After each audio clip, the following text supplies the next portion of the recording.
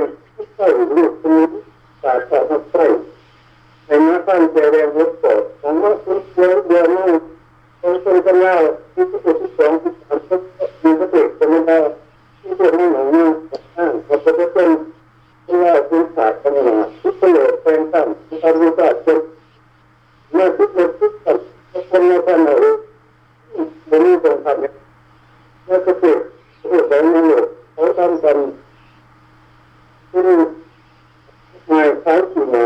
ยังไม่มีอย่างอายสักหน่อยเลยเพราะเขาเราเนี่ยเขาเป็นนักต่อสู้จ้ะเขาเป็นนักพากย์สำหรับตัวเจ้า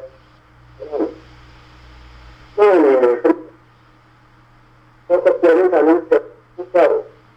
ที่เป็นนักเจ้ามีแบบนี้นะเราจะสามารถประกอบที่เกิดแต่ทุกคนทุกคนโดยต้องใช้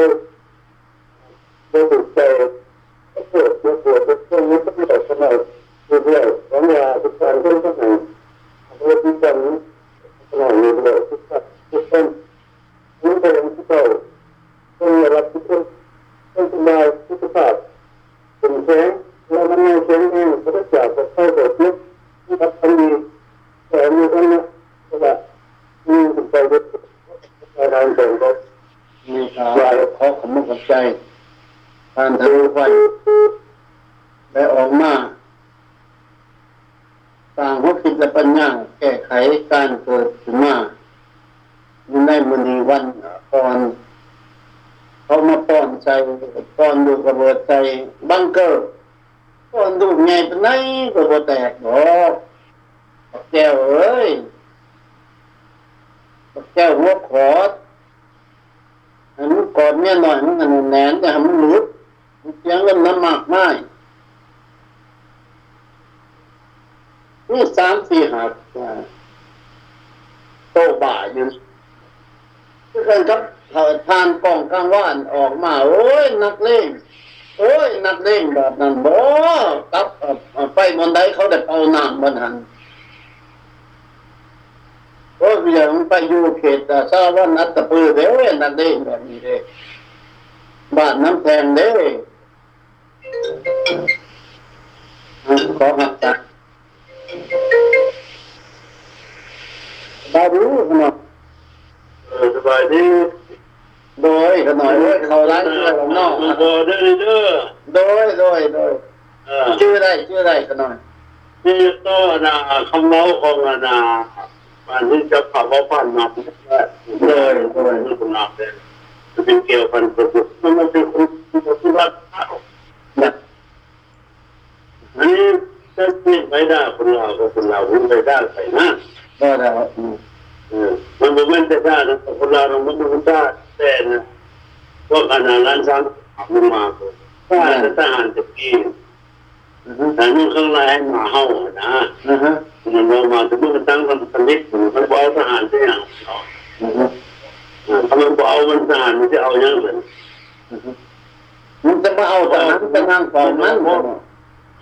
มันคือเอาทหารไปนั่งเฝ้ามันอยู่ในหน้าจอมันอยู่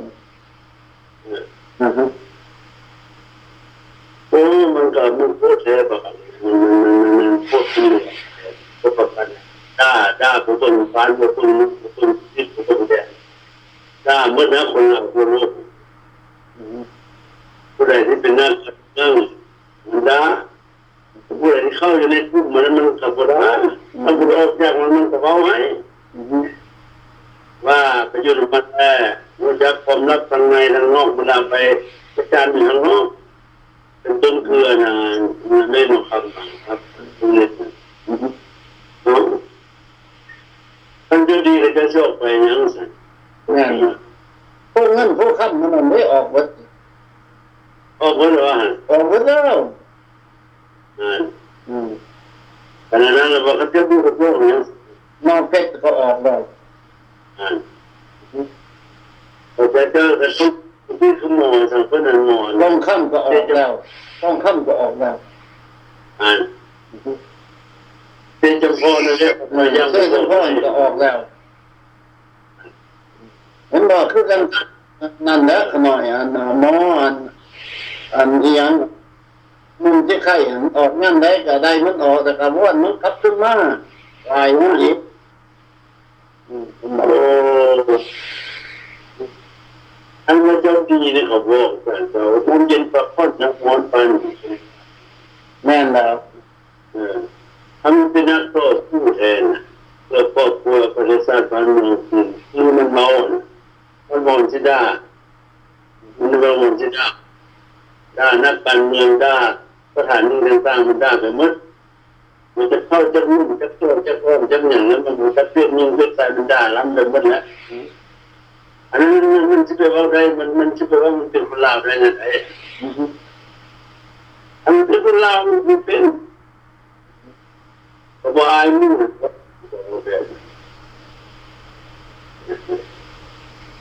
มันเต้นแต่มันเต้นคนเดียวมันง่ายนะมันเต้นคนเดียวมันเต้นอันนี้เป็นเขาอันจางมันจะพอจะแท้มาตามคนปันป่วนมาทับมาการอนาคุ้มครองของงานนะกระบวนการของสร้างประเทศจะประจ้างเรือประเทศถ้ามีมันคนดีของชาติให้มันบ่นเป็นนั้นเดี๋ยวคนนักมาดูใจคนนักคนแรงมันไม่ได้มาเป็นคนลาวคนเขาแต่นี่มันคนลาวแล้วก็ประกาศผู้โลกในสนามเขาจะไปเอาเมืองลาวจะเป็นจังที่คนมีพรรคพวกควรเป็นให้คนผู้ทำความชั่วที่เดียวอันนี้ไม่ตายเลยตายเลยพวกนั้นมันได้ยังครบมันได้คือเราได้ผมจะเอาได้แค่จะเอานี่จะเอาได้ผมจะขอจ้างจะมาให้เขาจะเอาแบบนั้นจะต้องได้เอาคือเขาให้ประสบการณ์เอาเรื่องมันก็ต้องเอาถ้ามันบอกบอกให้มันบอกมันเป็นมันต้องเอาแต่พวกสาขามันเนี่ยบรรดาพวกสาขามันสมุทิมันก็ต้องเอาแล้วกันไม่บอกมันติดออกเอาอยู่เลยแม่จะบอกมันเมาเสียแล้วเขาเจ้าปวดเมาน้ำตาลก็มีได้อย่างนั้นมันจะเมาแล้วมันจะอยู่ในสถานีมันจะเป็นจะนี่จะกันเมาอยู่ในสถานีคือแบบสายฟ้าสายฝนคนนั้นนะจะจำเป็นมันเมาอย่างนั้นก็อดตัวนะแม่จะว่านะ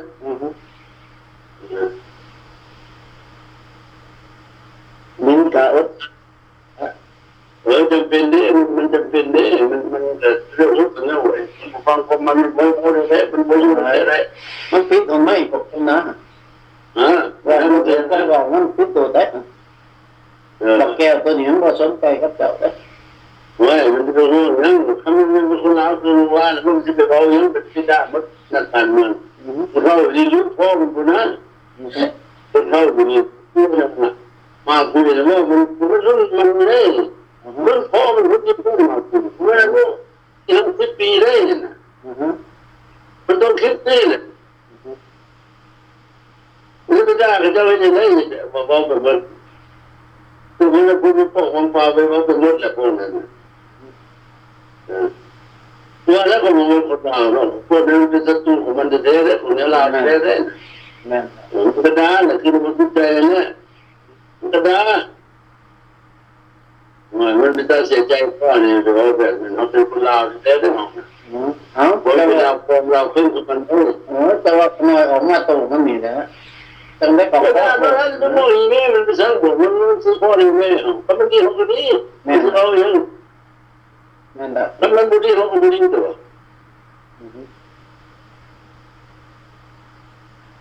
อีกแล้วก็สายฟ้าเพื่อนเลยมันคันมาเลยว่าแต่ต้องไอ้จุนตลาดต้องทุบกันต้องไม่เศร้าไม่เบาถึงไม่มันเกี่ยวพันกับเรื่องสถานีตรงนี้สถานีของไปของมันบัดนั้นจะมาปากน้ำมาดาเฮ้าสวย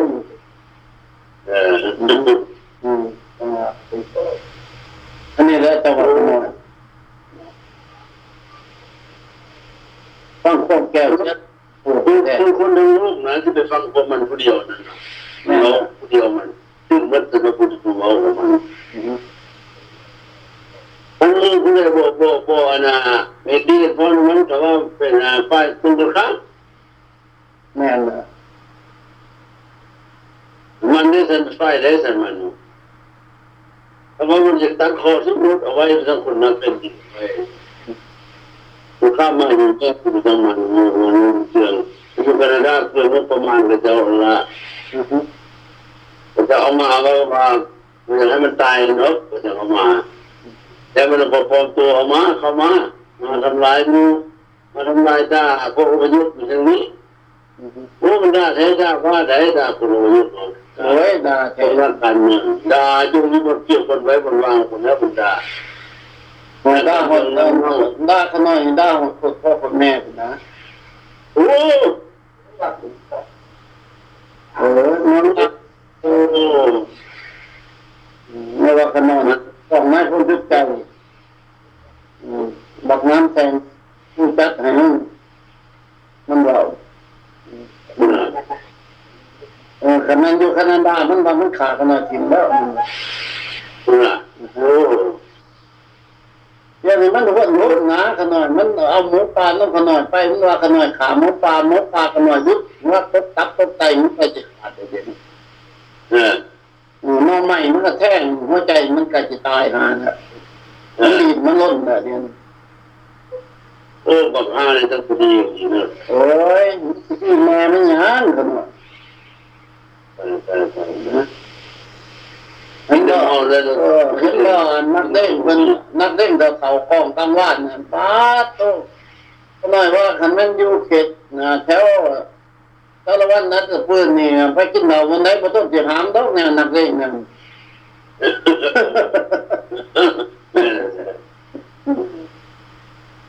นั่งนั้นที่เป็นเมียยังมาชวนดู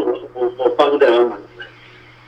โอ้ยก็ได้พูดคือกันเด้อพูดนั้นถ้าเป็นคนรักอยู่แต่มาเนี่ยมาหากันหน่อยว่าก็น้อย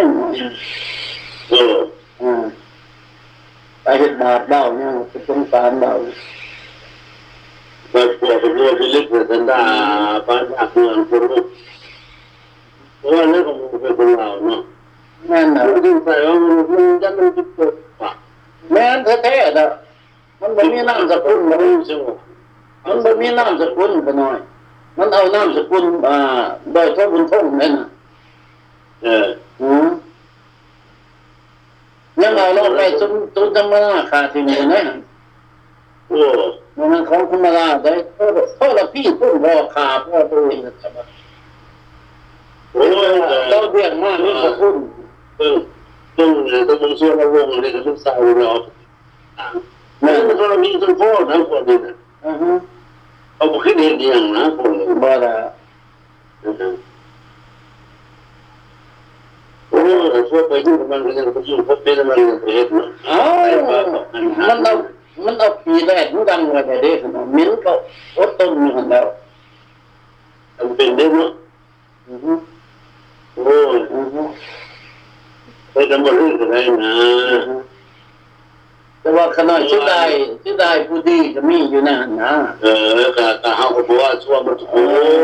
ชื่อได้ผู้ดีนะก็ต้องผู้สิแท้เฮ็ดแท้นะไปลงคนบักสุนทราผีบาบักหาเตตัดเตปอดมัน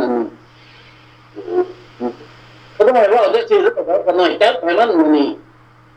จังได้ขอโทษขอไฟเด้อขนาดต้องให้ว่าเนี่ยมันจะด่าคุกจนสาวโอ้ยมันด่าพ่อคุณแม่เอาก็ได้แต่ว่าแต่ก็น้อยนะนายพูดสุดจอกสุดใจมันด่าเบิดแบบพ่อคุณแม่ไปเบิดดอกเตอร์ฟ้าดีแม่นไปอยู่ในสามเราทหารการมันด่าเบิดน่ะ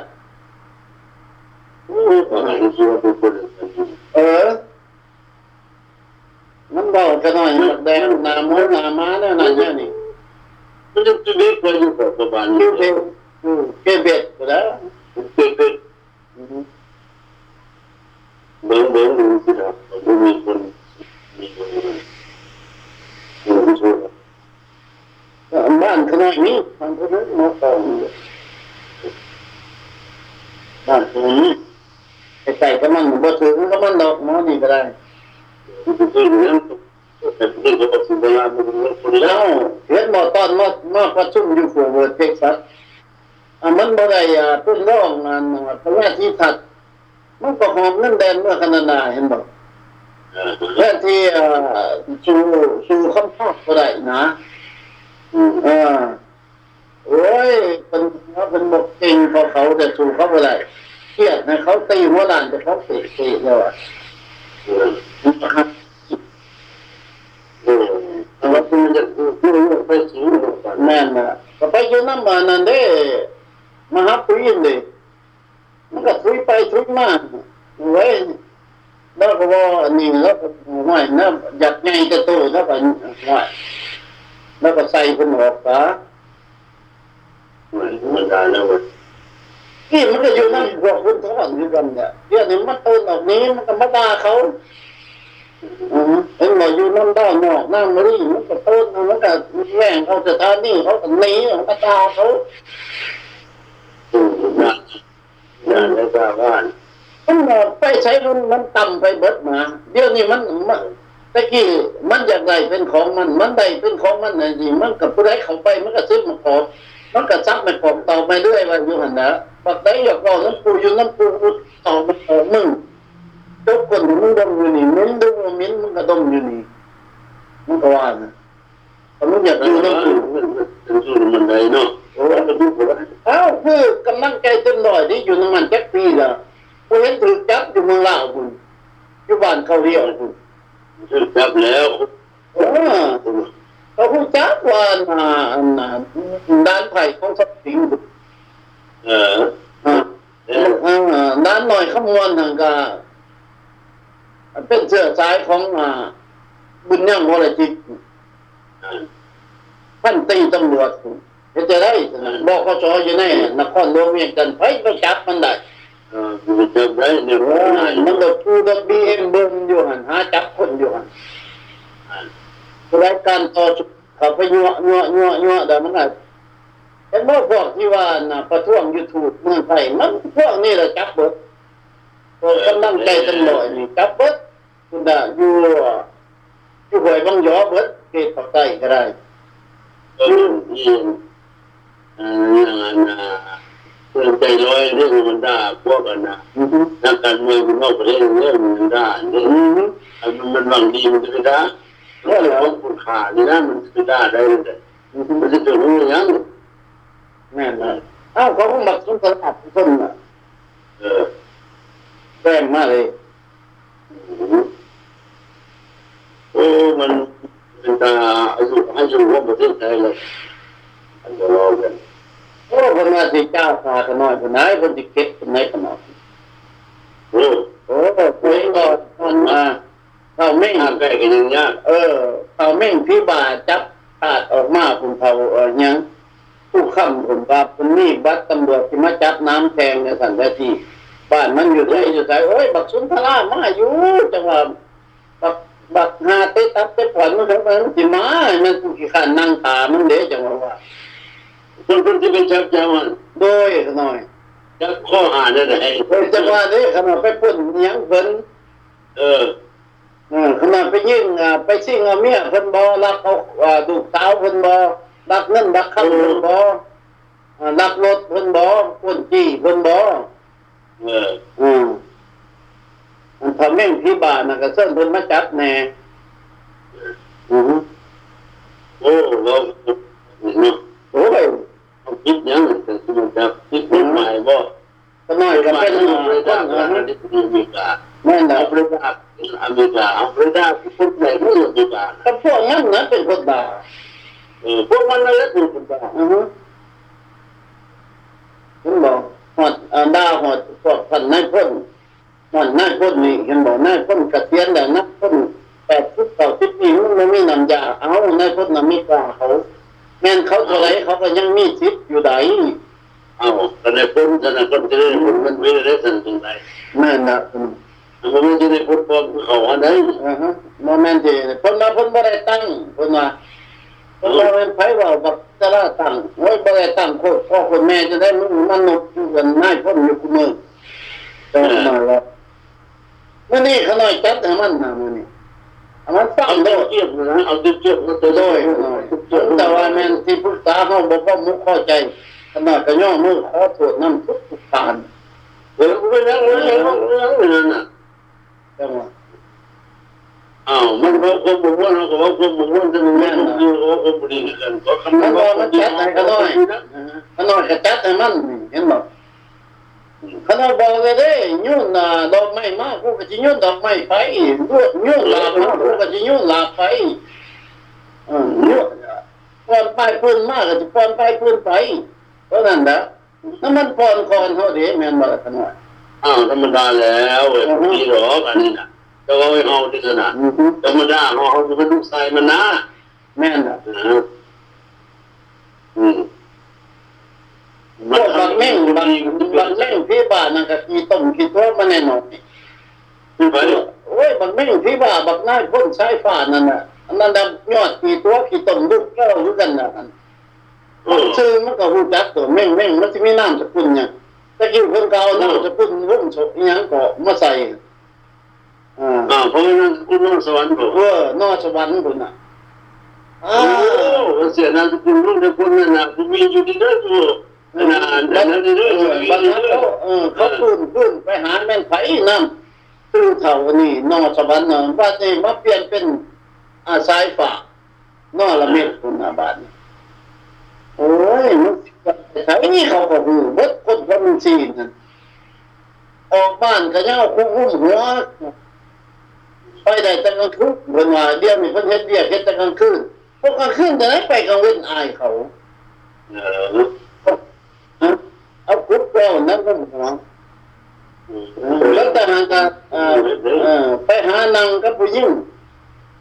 ไปชิงเขาเด่นกี้เก่าบ่เท่านั้น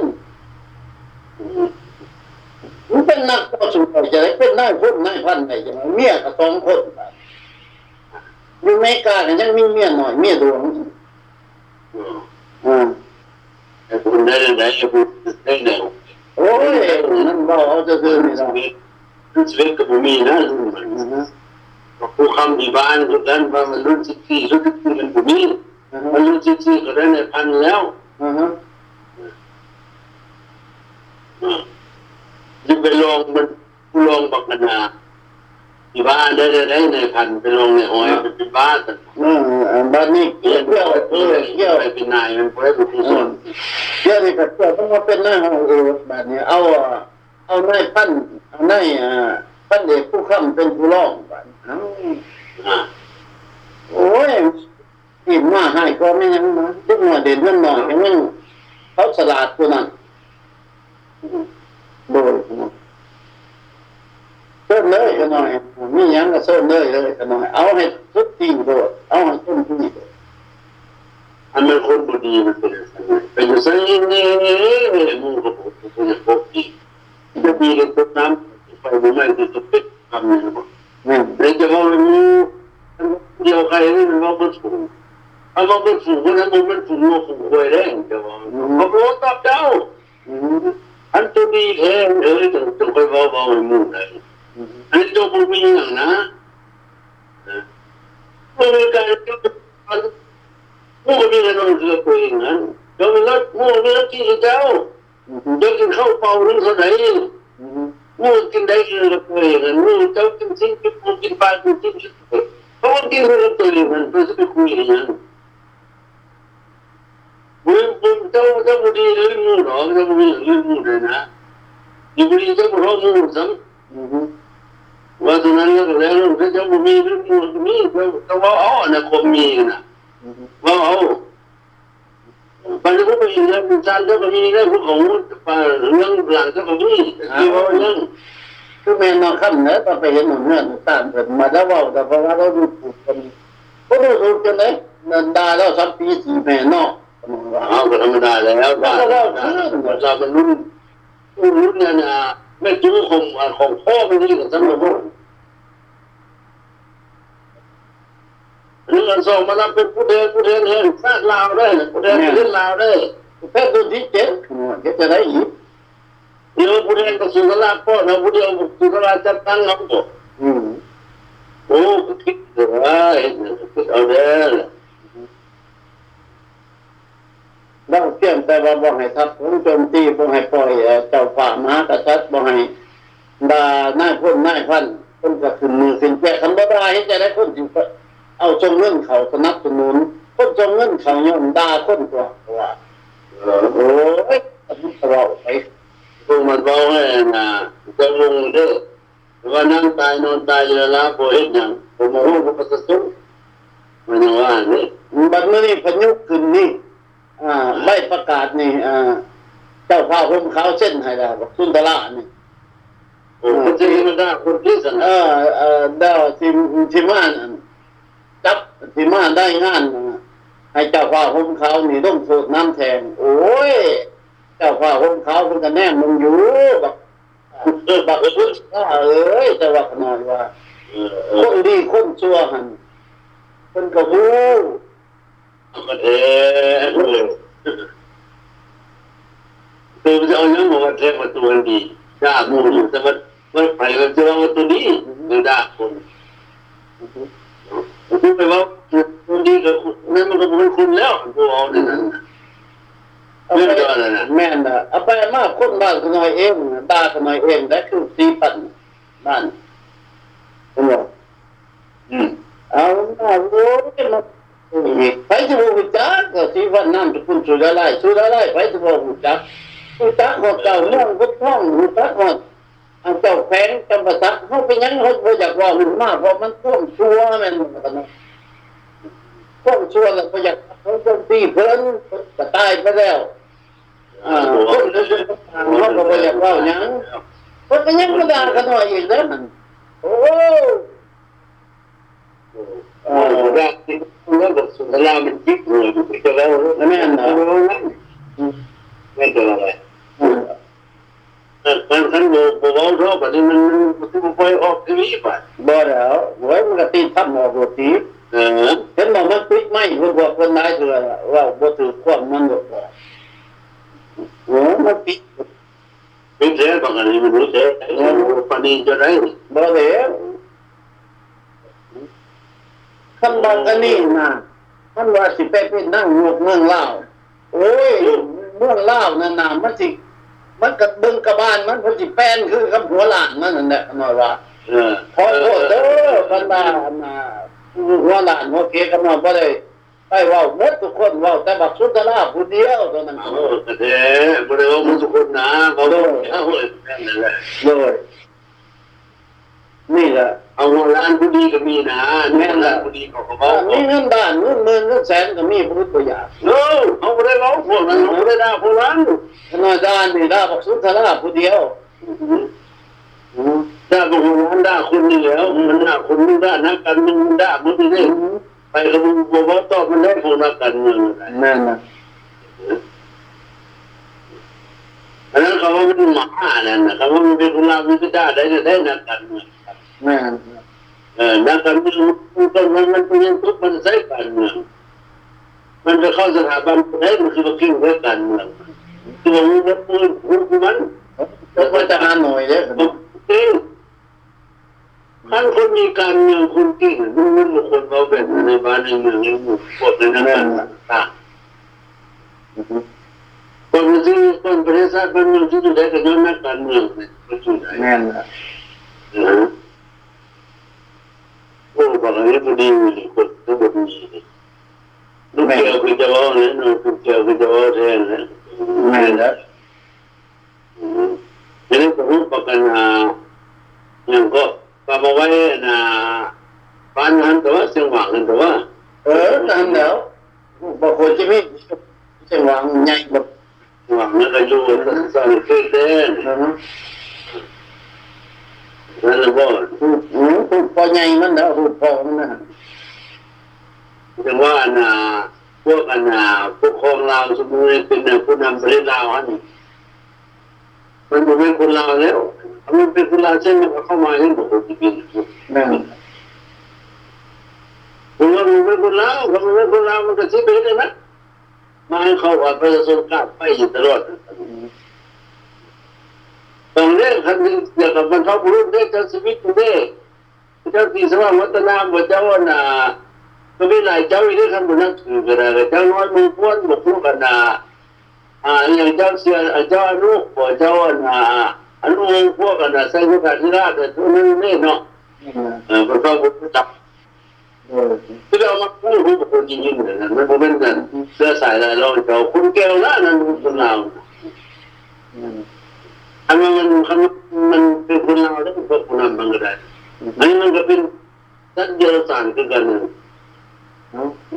อันนั้นเป็นพวกแก้วหัวยิ่งจึงเป็นแม่นเหรอจึงแม้คือแก้วโบไปเลยไม่ต้องคนนั้นเดี๋ยวดูแก้วจะให้จิ๊กหัวเราอยู่นี่บางทีแก้วบางทีก็มาจิ๊กหัวนะพวกอยู่นี่พวกนั้นแต่ว่ามันก็บอกมันก็คือพวกจุ่มละจุ่มเลยมันก็สองตัวแก้วมันเข้าใส่กันก็รู้เลยว่าเอาสามเกี่ยวที่มันเราเนี่ยสับในดินสินในนั้นสับปัญญากรจนมีเนี่ยคือกันอันบอกกันเนี่ยสุนัขอยู่เป็นเนี่ยนะผู้นำอยู่เราก็คือจะว่าเรื่องที่เป็นภาคมันเนี่ยคนร้านเป็นร้านที่มันนั่นแหละที่มันไม่อย่างเลยโอ้เดี๋ยวมันเป็นเดี๋ยวที่ไปเอาบริษัทบ้านเมืองไหนเฮ้ยเอาแล้วเขาก็หวังเอาได้พวกนี้พวกหวังเอามันบ่ว่ามันจักตัวที่มองเฮาฟังเบิ่งคักด้วยแต่คนหวังเอาประเทศชาติบ้านเมืองมันบ่มาเว้าจักที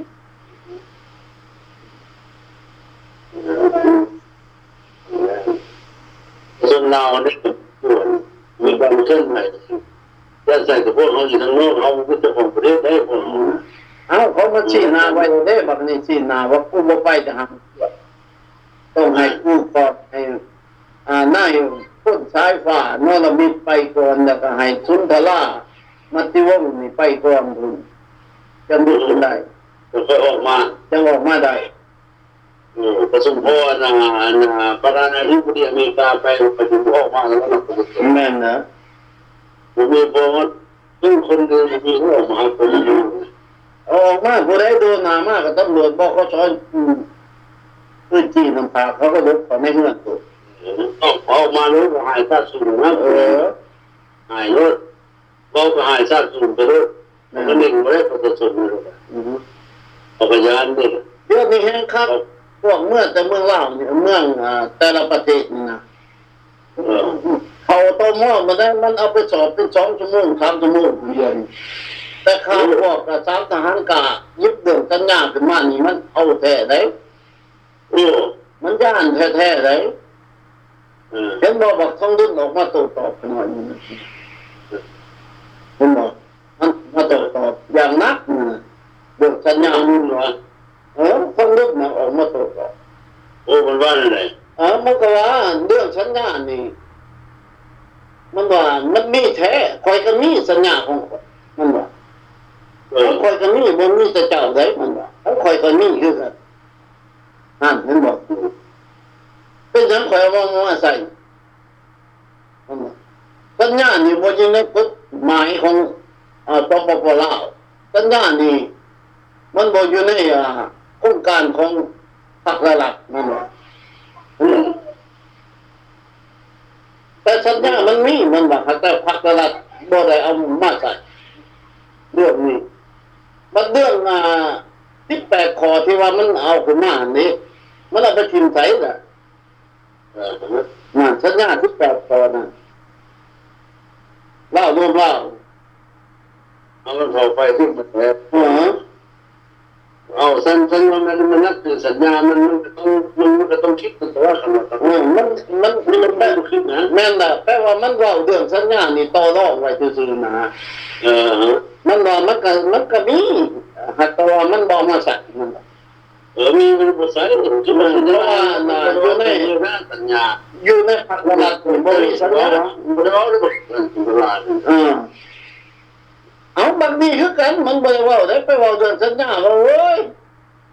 เขาแก่งคนทิ่มลงวิทย์มีบ่ได้มันแล้วมันกลายผ่านมาแล้วมันเรื่องผ่านมา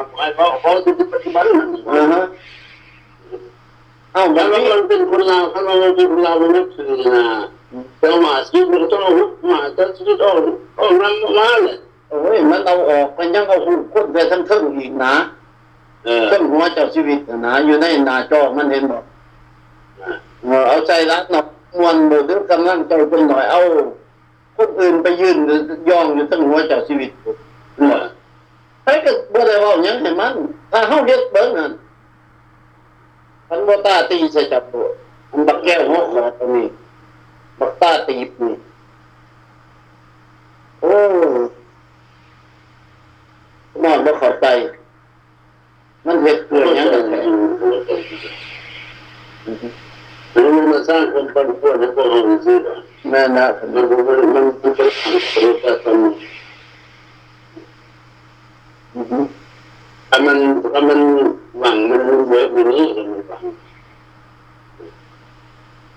ถ้ามันหวังแล้วมันก็ต้องร้องต้องบอกเอาเจ้าต่างเจ้าไปต่างไปเนี่ยไปจุดกันเดียวกันนี่ก็โอ้ยมันเป็นตัวมันตัวแม่นละอันนี้ไอ้คนที่พูดใจมันหมดว่าตัวนี้พูดเรื่องตัวนี้ตัวนี้มันเดียวไม่อย่างนี้คือถ้าคนก็คือไม่ได้สันติมันจะโดนมันติดเดียวมันปกติมันจะยึดมันไม่ได้เข้าไปพวกมันได้ทหารไปกลางไปตายไม่ยึดมันได้มันด่าเบิดทหารโอ้ยได้เพื่อได้ว่าเลยได้สักปีโอ้ได้อีโน่ได้กองนั่นนะทหารปีบ้าก็มาก็มาได้นะพวกกระดาษได้เนี่ยนี่ก็เลยมาเข้าพ้นได้ทหารจะในห้างขึ้นคน5 คนเหมือนเราด้านนี้ทหารปลอมมันมาแต่นี้บ้านทหารที่มันดีมีทหารเยอะจะคนสั่นแต่นายคนผีบ้าเบิดอันนี้คนโบแล้วอันนี้คนมันมีเก็บตัวแต่ว่าอยู่ในหันเขาหน่อยพอเห็นหน้านายทหารละลานมิตรร้อยเอกขึ้นเมื่อเบิดเตยเขาประกาศกันว่ามีร้อยเอกขึ้นไปหานายพลเมืองเล่ามีอยู่บ่พลเอกจังหวัดขนอยว่าขนอยเป็นทหารแต่เนื้อหัดใจคือว่าได้ยินว่าพลเอกนี่วันนี้โรมือในงานจะส่งคนโดตรงนั้นแม่นล่ะเราเป็นยังคนที่มีกันหนึ่งตัวต้องมีกำลังคนได้แม่นล่ะแต่จะมีคนนี้ประเทศกับเมืองไทยมันไกลกันอันนั้นเขามีหัดจอมพลนะอันนั้นบอกว่าเมืองไทยอันนี้เจ้าเนี่ยมันบุกกดของเรามันก็พอไปแหละแม่นล่ะมันบุกกดทหารนะมันจะรู้เรื่องกดทหารมึงจะบอกให้ฟังเรื่องทหารผ่านมึงจะรู้โอ้ยสรุปยังหูปัญหาหัดเราก็ยังหูจะคิดอะไรต้องเป็นตาต้องเป็นตาถึงจะเป็นนั่นแหละบอกนี่หาว่าเป็นนายเลยไม่ใช่ว่าเป็นมึงยืนในห้องไม่ปัดรุ่น11นายกูเลยรุ่น11โอ้เราเฮ็ดอย่างไรจะไปโยงตัวเองก็น้อยพ่ออยู่เลยคนเฮานี่ถ้าเบิ่งเขาอพยพมากับบ้านใกล้เงื่อนเปี้ยนเสียงหน้าติดกันมันมีผู้ฮู้เจ้าว่าเป็นหยังมาแต่ไสเขาเมื่อเขาบ่ได้ตายคนเราเนี่ยเจ้ามาเจ้าก็มีพี่มีน้องมีบ้านมีเมืองเจ้าได้มาแม่นแล้วเจ้าคนบ่ไอ้พูดก็ไอ้พูดจะมันแต่ว่าเนี่ยเอาไปมามันปล่อยหอดบนมันหมุนออกมาคนไหนมันตาหอดบนมันหมุนออกมามันตัวจังไหนจ้ะวะมันคนมันตั้งกฎซัดจริงนี่ละจังหวะขนอยว่าจะให้ขนอยย่อมมันนี่โอ้ยตายเป็นผีปฏิไปเทียงกันอยู่คุณนะโลกคุณนะเขาก็ได้รู้คืนตัว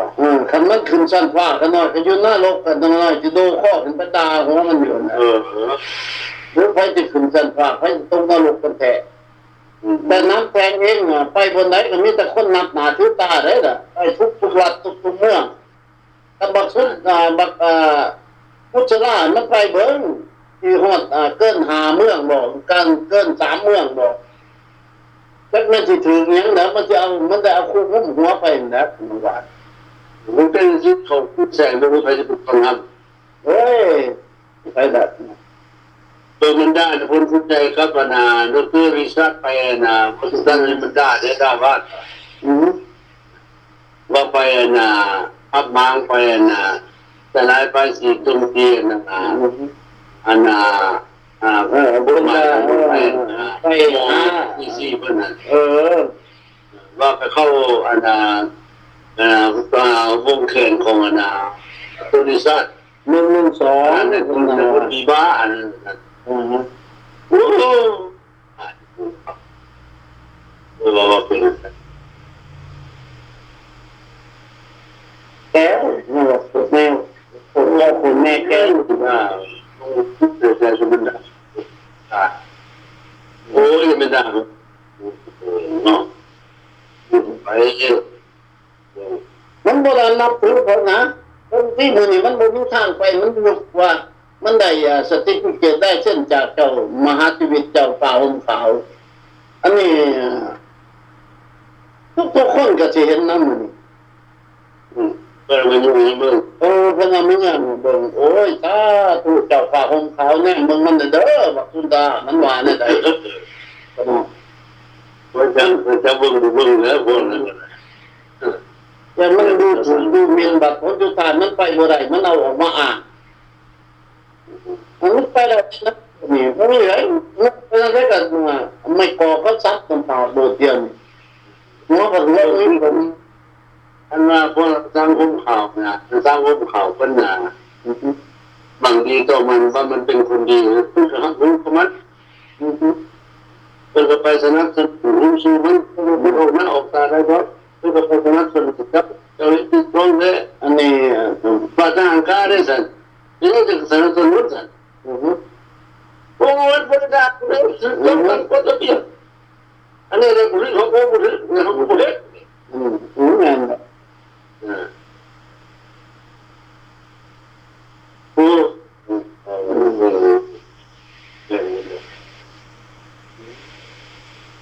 ผมจะเชื่อที่ก่อนแล้วจะเชื่อโม่สถาน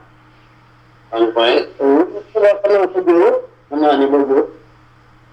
ทุกมื้อนี้แหละมื้อนี้ขณะเห็นมันมาเว้าตับพี่สีแม่ตับโลเด้นั่นก็บ่ให้ดอกเตอร์พาดีออกมาออกมาโลดอันนี้ก็คือตัวเองนี่แหละคือหน่วยป้องกันเขาทำให้สุดตาป้องกันเจ้าน้อยเจ้าฟ้าห่มขาวแล้วก็คนลาวทุกเมืองโลกก็ให้บักอันนี้มาตากินแบบเสียหายธรรมดาแล้วเว้ยธรรมดามือของลิ้นมันเด็กน้อยเลยมั้งก็กินเราเฮาอยู่เรือนเฮาแม่นนั่นจะพวกเขาเอานั่นก็รักดีเลยโว้ยมันไม่จะมาจะใส่มันที่ว่ามันอยู่ที่ลาวอ่ะมันเอาอยู่คนลาวมันอยู่คนลาวมันจะไม่บอกแบบนั้นจะแบบนั้นมันเอาไม้แง่มันเอาน้ำหายคือกับแม่งที่ปมอันนี้โอ้บอกอันนี้โอ้บอกอันนี้แต่ว่าฉันยังว่าการพี่น้องจับตาเบิ่งนะมันไผเป็นคนพิกคนถือขน้อยบ่มันจะมาเบิ่งชุดนะเจ้าต้องบอกหรอกเจ้าต้องวันนั้นบริหรอกนั่นส่วนสนับสนุนการนี่มันจะครึ่งล้านนึงนะลูกฟังทั้งไปกับสนับสนุนไปสนับสนุนสุดท้ายก็ไม่ได้กุ๊บมันแล้วสนับสนุนมันกุ๊บมันหลายแล้วจะหลาย50 คนพอ50 โอ้ยคน12 คนนั่นเดี๋ยวต้องให้อันนี้การคนไหนจะว่าการมันสาวคนได้ด่านการนี่โอ้ยมันมีทุกวันเลยนี่นะโอ้ยโอ้ย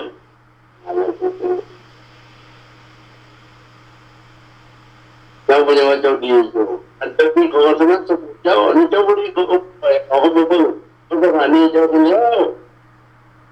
แม่นนะไอ้ที่จะเพิ่งออกมาละด้านโลดไอ้ที่จะเพิ่งเจ้า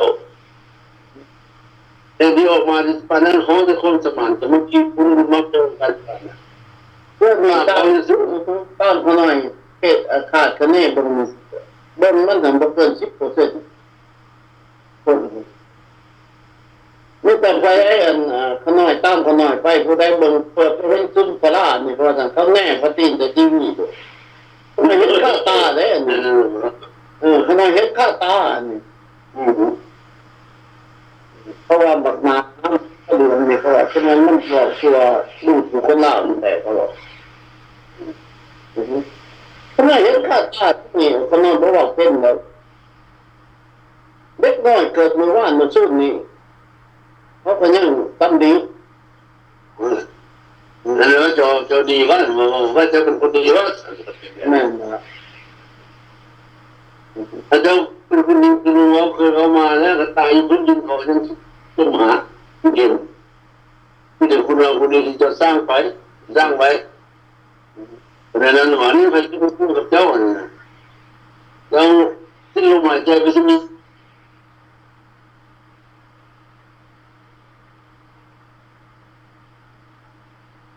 ตัดจะบอกมาฮัลโหลตัดเลยทานคุณมือเลยโทรศัพท์มันพวกเขามาใหม่พวกเขามาใหม่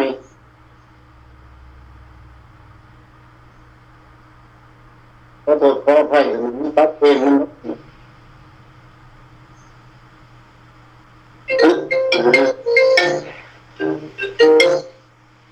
เอาสบายดีเรื่องที่ว่าด้วยมันตัดโอ้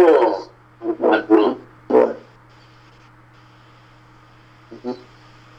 โอ้ดีใจนังเด้อเราเป็นสังคมกันไปสักทีโอเคแต่แล้วเราก็ไม่อย่างด้วยก็เจอยังอยู่ที่เมืองเจ้าท่านคือท่านที่อยู่เคียงมาเคียงไรพวกเจ้าเนี่ยจะตลอดเลยลุงเนี่ยด้วยห้องชุดจะเป็นอะไรไม่เป็นอะไรเอามันทหารเนี่ยได้ทุกทหารเนี่ยด้วยโอเคขอบคุณเจออะไรเด้อบายกันหน่อยบายปัดไม่เนาะพวกใหม่เด้อ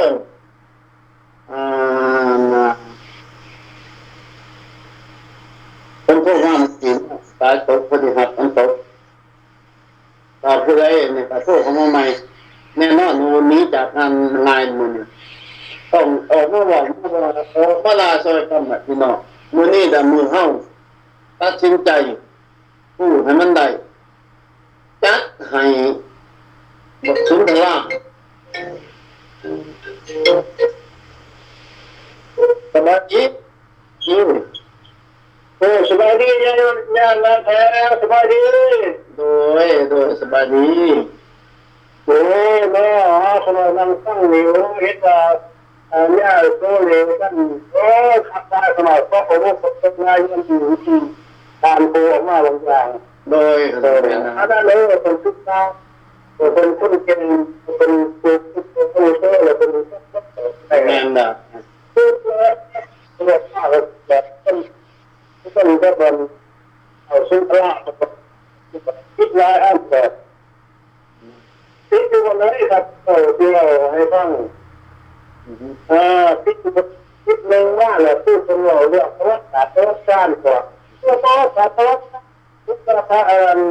หน้าหนาที่เรียกว่าผู้สร้างด้านเขาจะให้ดีระบบใจเป็นเช่นเป็นหน้านั่นก็เลยสังคมมันเองถ้าเราสังคมมันเองเรื่องระบบใจให้เช่นหน้าแต่เรื่องมันขึ้นได้แล้วแต่เรื่องเรื่องการปฏิบัติอยู่ตั้งแต่ไม่เคยเราเป็นตัวจริงมันทำอะไรหรือเอาข้อมันแปลงขึ้นมาอีกเพราะถ้ามันบอกว่าเราจะเอาสิ่งนี้ตัวจริงสิ่งนี้อะไรตัวตัวเลยแล้วก็ในปัจจุบันนี้ก็มันเป็นมันจะไปแบบนี้แต่อาจจะจะได้แบบนี้กันครับเราเรียนรู้ระบบการปฏิบัติเราถึงมีอย่างเราจะจะปฏิบัติตัวเราที่นะแล้วก็ไปสร้างนะเขาทำงานแล้วมาเชื่อมันเป็นด้วยว่าผู้เชี่ยวชาญก็ว่ามันว่าผู้เชี่ยวชาญมันก็ได้ผู้ใดผู้นั้นที่มันต้องผู้นั้นว่าเขาอะไรอ่านหมอคนทำชาแล้วเขาจะมันก็ตัวจริงว่าเชื่อมกันเป็นเวลานั้นมันก็คืออะไรเป็นเราถ้าเราสร้างความเศร้าแล้วการนั้นก็เราอยู่บ้านมันไม่เหรอเราก็คิดว่ามันจะคิดมันคิดไปคิดเลยจะน้อยก็ไม่ได้คนเราก็จะว่าอะไรนะอันนี้เราไม่รู้ว่าไม่รู้ว่าต้นที่เรื่องตัวด้านเลยก็ต่างๆมันด้วยกันเลยแต่เขาเป็นแบบไม่รู้อะไรก็ให้รู้แต่ละอันเดียว น้ำมาสร้างชุดเราต้องรีบก่อนเลยจ้ะเมื่อเดียวกันมันเชื่อมตุ๊กจากคนรู้สภาพให้เราไม่รู้โอ้โหเลยมันไอ้ที่มันชนะได้ถือถ้าเราไปดูตัวเราเราไปดูชื่อไปดูน้ำดูชัดเป็นโต๊ะตาโต๊ะจ้ะเราไม่รู้เลยเขาเวลาสละมันมาได้เรื่องมันเชื่อเราแล้วมันเชื่อท่านตาหรือว่าเขาจะชื่อมันเชื่อที่เราอย่างเดียวมันก็จะไม่ได้เราเลยมันก็อยู่ดีอันนี้ข้าพเจ้าอยากอธิบายให้ฟังครับเราเรื่องมันบอกแบบนี้แต่เมื่อคือผมเราเนี่ยถ้าเป็นเรื่องจริงไม่เลยตัวอย่างที่มันก็เป็นเรื่องที่เราว่าข้าพเจ้าที่เขาตาแต่บางอย่างเนี่ยเราจะตามให้เยอะมันสดที่บ่อยเจ้านะเราได้ทำแล้วก็ที่โรงเรียนเนี่ยที่เมื่อก่อนพอเขาทำไมก็หันใจมาที่เขามีข่าวนะเขาเจอข่าวเรื่องนั้นถ้ารู้เขาข่าวอะไรก็เขาเรื่องเขาไม่ข่าวแล้วก็แต่ว่าเขาข่าวแล้วก็เขาเป็นผู้ข่าวผู้บอกผู้สั่งมีคนให้สั่งทำไม่ยากเป็นอยู่ที่ก็เขาแต่นิ่งแต่พระราเรายังแปลแต่ได้มาอยู่ตัวที่นี่มันไม่ตัวจริงตัวจริงตัวเรื่องอยู่นะที่ทำงานเลยนะครับเราไม่ได้มาเลยการปฏิมาห้ามาเลยปฏิมาเลยว่าผู้ป่วยปฏิบัติการนี้จะใช้มาเลยวันนี้ถ้าเรื่องนี้ผมจะ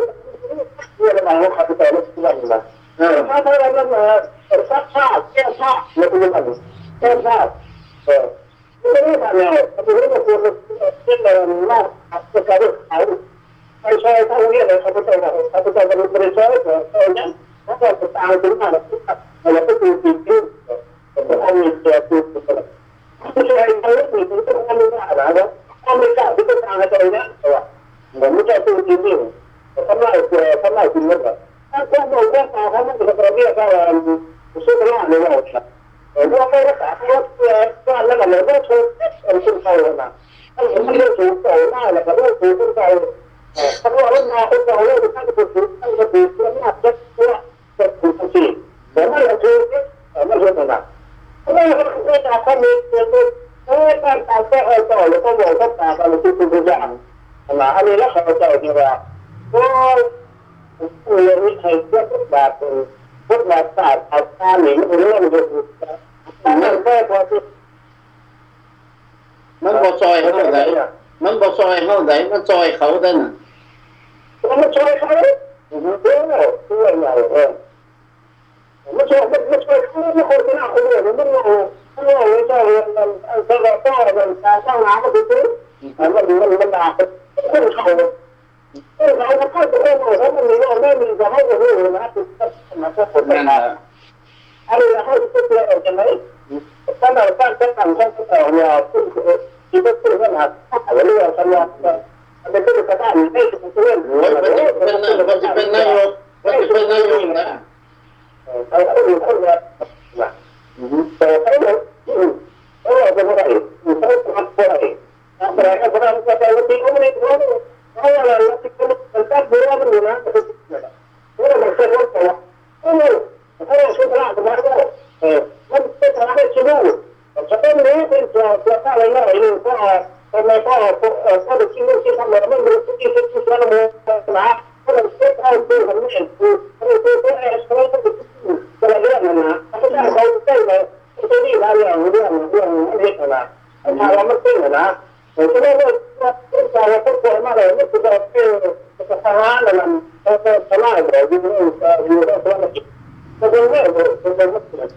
อันนี้เป็นเรื่องที่เราไม่ต้องสนใจเรื่องเขาต้องเรียนรู้ตัวมันนะเป็นเรื่องที่เราเป็นตรงนั้นตรงนั้นก็เราเป็นตัวที่เกี่ยวกับงานอันนี้เป็นเกี่ยวกับเรื่องที่มันบริสุทธิ์มันเป็นเรื่องที่เราต้องรู้นะนี่นะเขาไปเจอคนเจอนะอันนี้เขาต้องคุณพิจารณากันได้เรื่องปัญหาสิ่งเดียวกันตาตัวเขาจะเป็นตัวเองมันว่าตัวเขาจะให้เป็นอะไรกันไหมหรือว่าเวลามันเขาจะเห็นเลยเป็นเรื่องเมื่อเขาได้ทำเขาจะทำปัญหาแล้วเขาจะเป็นทหารแต่เป็นทหารแต่ในระยะตั้งนานนะว่าเราเขาเรื่องมาเรื่องนี้ไม่หลงมันมีส่วนมากคือขั้นตอนเป็นเรื่องตัวต้อง ถ้าไปเจอทางขึ้นนะนั่นตัวนี้ก็เป็นสมัยที่มันเป็นอะไรที่ว่าแรกคนใช้กันแต่ไม่ว่าจะเล่าภาษาต่างๆมันก็จะเรียนมาเรียนเอาก็รู้สึกตัวอะไรเนี่ยมันเป็นการเรียนรู้นะครับเราจะพูดอะไรต้องทำให้เราทำได้แต่ละแต่ละถ้าจะเรียนรู้คนอื่นก็ทำได้นะก็เลยคุณนายเรียนก็ที่ก็เป็นอะไรผมข้าพเจ้าผู้คนทหารมากแต่ผมไม่นะแล้วก็เป็นนักเราเยอะไปเลยก็ไม่แบบทหารนะเนี่ยเรื่องการทำเรื่องการทำงานแล้วก็ว่าเราทราบเลยว่าการคนละอีกการละพัฒนาการในการพูดกันและสร้างชีวิตพูดกันบ่อยพูดกันitu lah semua akan dalam ni. Oh, kita suruh kita buat apa ni lah. Aku memang semua kita akan memberi kata orang lain. Kita akan berdoa kepada Tuhan akan selalu memberi. Itu saja. Jadi, kalau kita sampai tahu yang lain, kita perlu ada Allah. Kita ni, kita ni kalau Allah kita không có lo được đấy mà ta có cái là con nhưng mà ta đang sống nó phải ta nó biết mà chúng ta làm nó phải ta cái chuyện lương chúng ta nên thế nó phải người ta sẽ cái giả đây là một cái mới nữa rồi vấn đề ta có thể giả là hai mươi cái tờ là phân là hỗ trợ mà phân được không có tập được nó có là cái nhưng gặp các người rất là rất là yếu có thể làm được thứ cái đó là tôi nói là hẳn là cái là người yếu đây không có khả năng cả cái các cô ai được các cô phải làm chứ không phải này để tôi sẽ này không làm đấy rồi các bạn anh nó người cái hàng của các bạn biết cái cái này là mà chỉ biết các cái không có để làm các số các phát nữa không phải cái không được cái nàyนี่ถ้าเราไม่ใช่รู้สึกว่าเราต้องละอ่านนะนี่ก็เป็นปฏิบัติที่เรานะที่การพูดเรื่องก็ใช่ชุดก็ใช่เนี่ยทำไมอ่ะอันนี้เรื่องการหลักการเรื่องนี้ว่ามันก็เกิดขึ้นแต่อันนี้ข้าพเจ้าโอ้มาเป็นเลยมาที่อันนั้นแหละมันข่าวใจตีพระสมัยสักแล้วแต่ก็จะเป็นเราตรงนี้ว่าเราตรงนี้มันเป็นเรื่องอย่างยิ่งเลยแล้วก็ต้องพอจะทำแล้วก็จะเอาไปนี่เอาคนข้องนี่นะเพราะฉะนั้นเราก็จะไปเรื่องนี้ข้าพเจ้าอะไรอันนี้จะว่าข้าพเจ้าไม่คิดว่าดีว่าจะทำเนี่ยได้ตลอดทำแล้วต้องขาดทุกทหารเรื่องทุกอย่างเลยคำนี้เราไม่รู้จักเราไม่รู้จักเราไม่รู้เลยถ้าคุณต้องการใช้เลยให้ยึดครับเขาจะเกิดเลยมันเป็นสัญญาตัวนั่นเลยจะมาบริโภคการเข้ามาให้เป็นแบบที่มาบริโภคอะไรว่าเขาจะมาจะที่อยู่เป็นต่างเป็นอีกแต่ถ้าเขาเป็นจะทำเป็นสิ่งที่ว่าไปการเป็นดีกว่าเด็กจะให้การทำสิ่งที่ดีกว่าที่เขาไม่ได้รู้ว่าเป็นสิ่งที่เขาทำเป็นมันขาดแต่ถ้ามันเป็นอย่างไรหรือเป็นอะไรสัญญาเขาจะทำอะไรเป็นการทำในนี้เราจะต้องทำเลยทุกคนเลยจะต้องสุดท้ายที่ช่วยคนไทยกันนะมันเป็นยังไงอ่ะแต่เราพูดเรื่องโอ้จะทำให้ตรงนี้เป็นเนี่ยที่มันจะดูชัดแล้วเราต้องทำว่าอันนี้มันต้องประกาศอย่างชัดเจนเลยก็ถ้าเกิดมันขัดจะเป็นเรื่องที่ไม่ใช่เอกสารดุเรื่องสิออกแล้วรถชาติเคลื่อนแล้วไหนเรื่องสิออกแล้วรถชาติเคลื่อนแล้วคนน่ะมันบ่เท่าป้องกลางวันบ่เท่าป้องกลางวันบ่ที่ว่ามือว่าแขนที่ครับที่นั่งหัวรถซ่าเมื่อนั้นโอ้ยแต่ถือกวดให้ดิฉันนั้นคือบ่ไหวอยู่แล้ว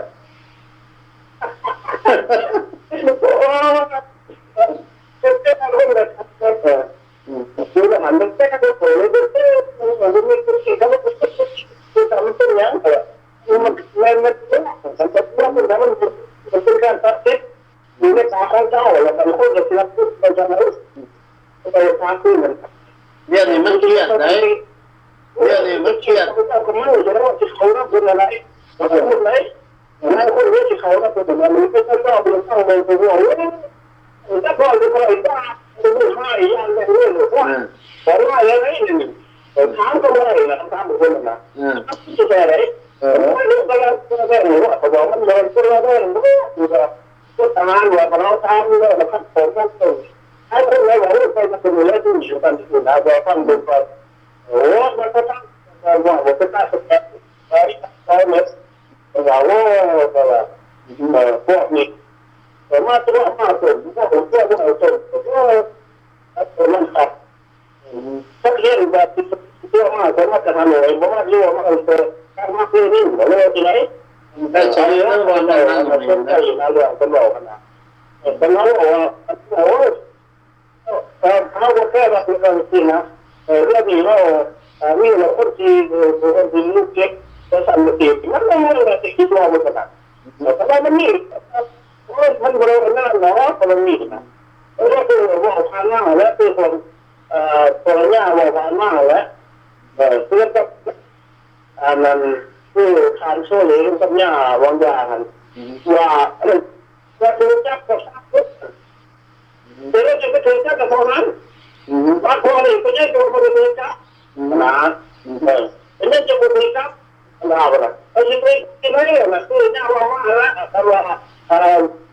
ร่วมกันอันนี้พวกที่เมื่อพวกที่เขาจะอันนี้ท่านพวกท่านที่ไม่ของเขาออกมากันจะเป็นใครนักเรียนเขาพวกเขานะเราพวกตอนนั้นท่านเชื่อมันก็ไม่อร่อยนะเจ้าเพราะฉะนั้นคนอื่นก็เป็นเจ้าคนนี้นะพี่มันละอะไรเจ้าใช้กับตัวเอาตัวไม่ได้เจ้าเนี่ยใช้ตัวจะตัวเนี้ยต่อยังนั่งดูเราก็ต่อย่างเราตัวที่พักช่วยใครช่วยพักเราก็มีอะไรแบบนี้ถ้าทำไปมันอะไรก็มันจะไปหัวฉะนั้นคนเราแตกเพื่อจะไปมีสูตรแล้วก็ทำนี่อ่ะมันก็เป็นการต่อสู้นะไอ้พอทางการตัดก็เอาว่าเป็นสัญญาเราสัญญาแล้วเขาไปส่งชุดว่าคิดว่าเป็นบ้าอะไรเขาเองคิดว่าเป็นการติดกินอ่ะอ้าวมันก็เราที่เขาไม่ใช่เขาแต่ถ้าจะไล่ผมบอกเขาไม่รู้อะไรผมสุดท้ายเขาเล่าเขาเราดูว่าใครต้องเยอะเขาเล่าว่าสุดท้ายแล้วคนนั้นคือเป็นยังไงวะเขาว่าคนสถานการณ์พัฒนาลูกคืออะไรลูกเขาว่าต่างๆที่ไหนไปคนมาเลยขอชุดสัญญาเลยสัญญาที่ชอบเอาสมัครนี่หรือที่หน้าอะไรไทยซึ่งจะได้มาเนี่ยแก้มันทำจริงหรือเปล่าอะไรมันรู้เอามาเลยซึ่งสัญญาว่าแก้วคนเอาไปทำอะไรนี่เลยยุคเดียวเอาทำไมล่ะแต่ว่าเขาจะต้องให้ชุดสัญญาแล้วอเมริกาเราอันนี้พวกธุรกิจเขาไปเรียนบอกเขาขายตัวเกี่ยวถ้าค่าแก้วอยู่มันขึ้นมันส่วนก็ได้แล้วก็มันติดสมัยก่อนแบบอันนี้สัญญาซึ่งเพราะว่าอันนี้เขาจะเชื่อว่าอะไรแบบนี้เขาจะทางการเขาจะเวิร์กด้วยนะเช่นเขาไปมีอย่างเช่นเขาไปเอาเลยเขาตื่นแล้วโตคนเลยมันคงจะได้มันจะว่ามันก็ต้องแก้แต่มันไม่เส้นสัญญานะที่เขาจะแก้ไปคนที่นี่เห็นก่อนไม่ตลอดแล้วมันจะเรียนเมื่อเขาก็เลิกจะไม่จะรู้ใครเรื่องเขาเต่าเมื่อคนเต่าจะศึกษาว่าโอ้คนที่อะไรที่เราไปเห็นกันข้าที่เขาจะมองอย่างนี้นะจะมาเรื่องอะไรจะมองอย่างนี้เรื่องอะไรของมันนะถ้าตัวเก่งใหญ่คนนี้ตัวเยอะอะไรของมันนักโทษเพราะว่าเดี๋ยวตัวที่ตัวที่เยอะได้บอกว่าตัวอันนั้นตัวที่ทำอยู่นะต้องคิดที่กันแล้วเราต้องมามีการนำเรียนสูงนะเราต้องเก่งเล็กเอาแบบนี้เราก็ต้องอยู่ให้เราจะเป็นแบบครับผมชอบตัวเองคือว่าเป็นผู้รู้เขาต้องคิดว่ามาเรื่องต้นเชื่อถือนะถือว่าคนลังเขามาแต่เรื่องฉลาดเรื่องนั้นเพราะนั้นเพราะเขาจะตามเอาตัวเองเอาเขาบอกเขาจะให้เราตามเอาเนี่ยพวกเขาเนี่ยแค่ตัวเขาให้เราไปที่แบบว่าฉลาดนักสู้นักสั่งเลือกตีกันแล้วก็จะเลือกเจอเขาจะบอกว่าให้เขามันเรามีเรื่องของเขาจะเรียนที่บอกว่าที่นาที่นาจบที่ว่าพอยังไม่รู้จะทำอะไรที่เป็นชาวบ้านจะเราอยู่ในงานของคนเนี่ยนี่นะชาวบ้านเราว่านี่แหละ นักใจลายแล้วนะท่านแสงแล้วก็ได้ตะกันพระเจ้าเลยเขาเนี่ยห้องเขาเนี่ยห้องที่ว่าถ้าจะส้นดูท่านก็ไปล่ากันเขาให้ถ้าไปพยายามคือถึงเด้อเราทำได้สร้างเพิ่มเพื่อให้มันชัดเป็นชุดล่านะเป็นคนหนึ่งได้ที่ล่านะเราจะสร้างไหมเราควรมันเราควรจะเป็นหน้าที่ถ้าเราเพื่อตัวนะฮะกับพระเจ้าอยู่แบบพวกมันพอได้มันพวกมันบอกคุณมันไม่เขาคิดว่านี่เลยแต่จะไปสร้างแล้วแต่สถานอยู่ผมคุณว่าที่ล่าเอาหันไปก็ว่าหันโดยมันคนมีทุกเรื่องเลยนะถ้าเราจะเลือกสุดท้ายมาเป็นนี่ก็สุดท้ายมันแต่หรือการหาลิหรือว่าขัดขืนก็ตามนี่ก็ผมต้องก็ซึ่งสร้างความเป็นต้นมีคะแนนเล็กกว่าคนมีตัวสูงหรือว่าตามอะไรนี่ก็คำสุดนี่คนนี้มันคนมาตัวสูงแล้วคนนี้เอาบุญต้นนี่จะได้ก็ให้ไปตามตรงนั้นก็ได้ว่าตัวสมมตินี่ก็คือมันจะเป็นไหนอันนี้คนเหนือที่เราอ่านตัวตนท่าทางมันจะใกล้เลยจะใกล้มันจะเช็คยังไงมันใกล้เลยอันนี้นะก็จะโอ้อันตรงมันก็เด้อจะไม่ต้องบอกไอ้นั่นก็จะผสมได้ก็ดูถ้าดูนี่ก็จะยากผมว่ามันเป็นแบบนี้ก็พอพยายามบอกคนอยู่ตอนรุ่นอยู่วันไหนนึงว่าเลยแต่ในปัจจุบันมีตัวใช้ผสมดูเป็นการเลือกนะเขาเจอแบบนั้นมีเขาเจ้าเขาบอกเขาเนี่ยได้ผลงานที่ดีนะเอาเรา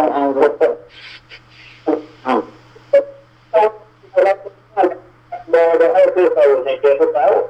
หรือว่าตัวที่ปัญญาเรื่องต่างๆเรื่องคือการยึดต้องบอกหรือว่าไม่ได้บอกเขาเลยการเก็บเงินเก็บคำจากเขาเจ้าเขาบอกว่าดูตัวที่ดีนะตัวที่เดียวเขารักษาว่าใครเรื่องมาจากตัวใครเรื่องว่าดูไม่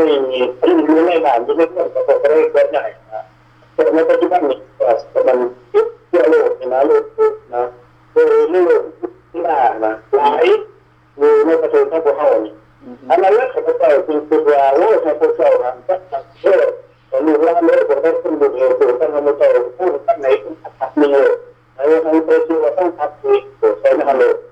เพื่อมาถ้าแบบทำพวกนี้เขาได้ดีแต่เรื่องได้เป็นตัวเอาช่างพูดเรื่องเลยเขาใช้ตัวให้ดูว่ามันขึ้นติดขึ้นข้าวไปก็ถูกตัวก็เป็นอันนั้นนะทำบริษัทสั่งผมเราเลยร่างเนื้อไปของตัวนั้นตัวต้นก็ที่ที่มีอยู่ที่เป็นเบอร์เนี่ยมันจะไปเราจะจะขึ้นไปที่ส่วนเราประเด็นสำคัญคือท่านเกษายเพราะฉะนั้นก็ทำตรงนี้ท่านเกษายดูไปจะได้ดีมันจะได้หรือการตัวรู้ว่าเนี่ยเพราะว่าจุดที่เกี่ยวกับในเกี่ยวกับตัวตลอดเลยไอ้เนี่ยมันก็หาเรื่องมาอยู่เพราะถ้ารู้สึกจะไม่กระสุนเลยแต่พวกไม่จะรู้ชัดนะพวกนี้เลยพวกหาอะไรต้นนี่นะไอ้พวกเจ้าก็ยากเลยก็อยู่ว่าเราก็คือได้แล้วคุณอัดเนี่ยมันจะไม่มีถ้าไม่ได้ที่เราจะซอยเรื่องรู้ว่านะเรื่องนี้เป็นนักเลยอยู่ในบ้านเขาอันที่สองมาอยู่ที่ไหนอันที่สองมาในพวกกินยาบ้านี่กินยาบ้าตายยาเมานี่พวกนี้กินยาบ้ายาเมาเลยไปก็ตั้งมันจะดีเอาจะเป็นพวกนี้มาแล้วก็ขับหนึ่งอีกเป็นข้อความหนึ่งอีกมันเป็นความเรื่องทำมาเอาตัวพ่อแม่เขาได้เป็นการตัวเป็นยาบ้ายาเมาแล้วให้มันข้อมูลประมาณถ้ามันผ่านเขาก็ต้องเป็นการตัวที่เป็นตัวรู้ว่าดีเลยผ่านมาได้ยินดีว่าเป็นชีสเป็นทีเลยทำเป็นทีก็ได้สุดท้ายตัวที่แม่ตัวชาติไทยใครนักใครหัวใครตัวตัวเราถ้าเรายากมากเลยแต่เราอันนี้ข้าพเจ้าเขาก็แล้วไอ้ตัวเป็นหมายตัวเรื่องสั้นเลยแต่เรื่องสุดท้ายว่าเนี่ยไม่ได้หัวเรื่องเรานอกก็เป็นเราเรื่องรัฐบาลเนี่ยพอรัฐบาลสุดท้ายก็เป็นยากมากแล้วมันเป็นยากมากที่เขาทำไม่ดีก็ต้องพูดอะไรให้เขาเรื่องอันนี้จะทำงานที่เราทำให้เขาตื่นเต้นอะไรเนี่ยในส่วนที่จริงนะที่ให้ถ้าเราตัวเราทำให้กันจะพอเราพอดีจะทำได้จริงเพราะฉะนั้นเราต้องที่นี่วันนี้ไม่ใช่ใครระบบเขาเนี่ยระบบนี้เข้ามาเนี่ยนั่นแหละข้อเสนอคือให้ก็เพราะว่าเราเข้าให้ไม่มีก็ต้องตั้งใจตัวข้อทักษะคนที่มีตัวได้ตัวข้อทักษะคนก็อยู่ที่ไหนก็เป็นการทำให้ครับเราเลี้ยงเป็นต้องทำ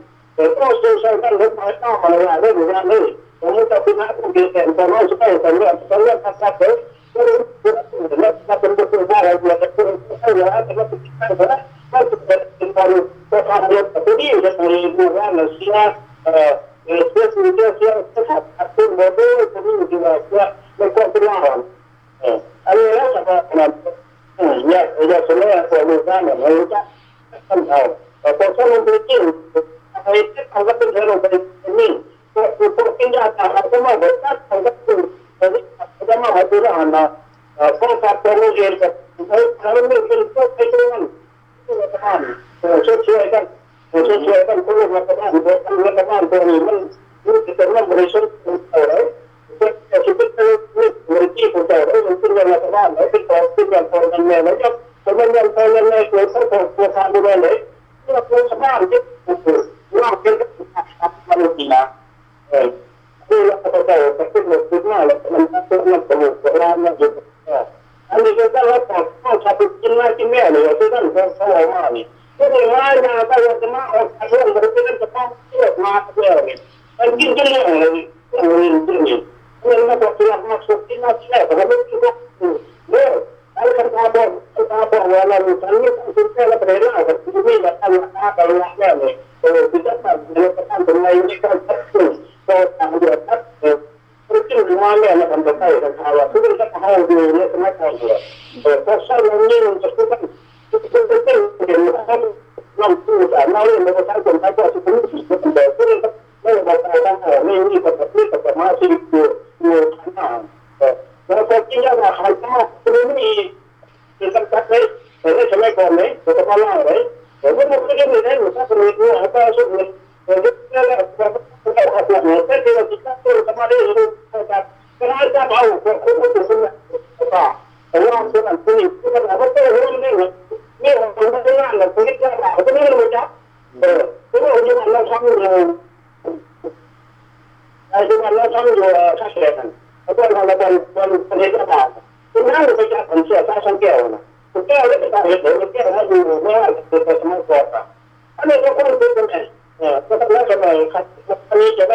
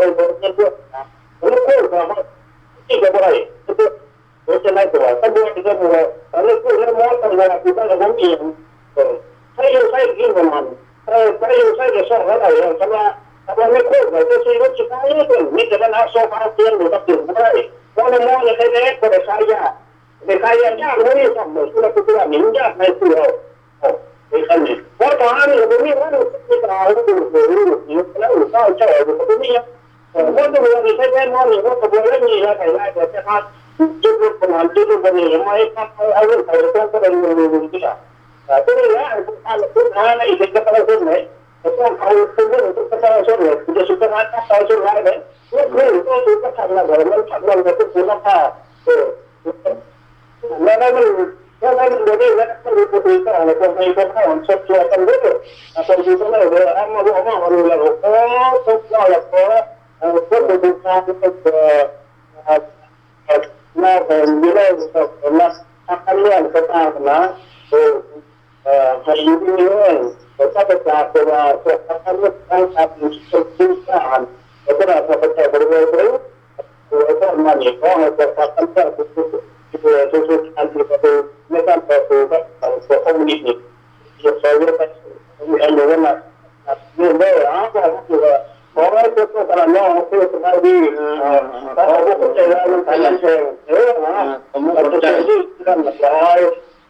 ขอบใจเสียงประชาชนเต็มร้อย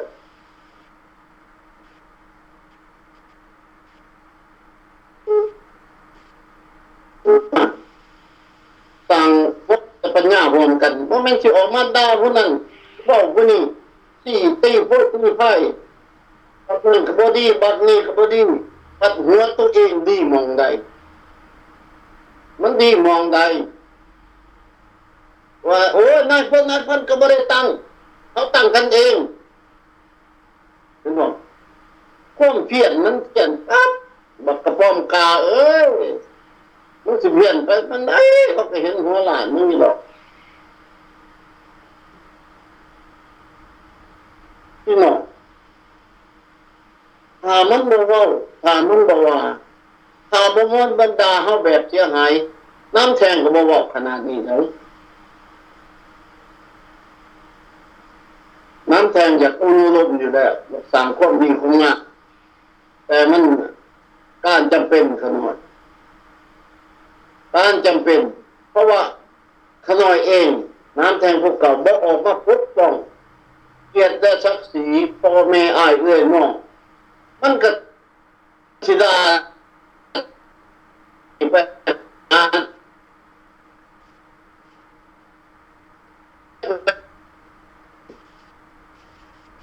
เพราะฉะนั้นคนจิตออกจบนั้นจะควบดูถูกดูหมิ่นเจ้านายที่ว่าเป็นมีมาในอดีตเพิ่นได้รับกันได้รับยศชื่อเสียงเพิ่นบ่อยากมาเถียงดอกบักแก้วพี่บ้านี่บักแก้วตาตีบบักแก้วลูกแก้วเชียงหวางบ่มีบักแก้วบ่มีนามสกุลบอกบักนายพลนะ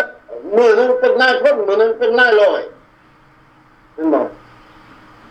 ทหารทุกคนบอกนี่คิดนายจ่าเป็นสุดท้ายแล้วที่หนึ่งเขาให้มันกินวิ่งไปหนึ่งเขาพวกมึงแดกตอบเขาจะเอาจากกระเบื้องเนี่ยตำแก้วในยัดในข้าว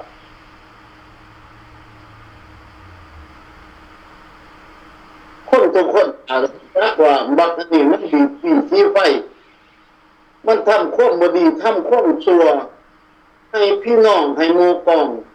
แม่นผู้ใดบดีมันก็ทำดีสุด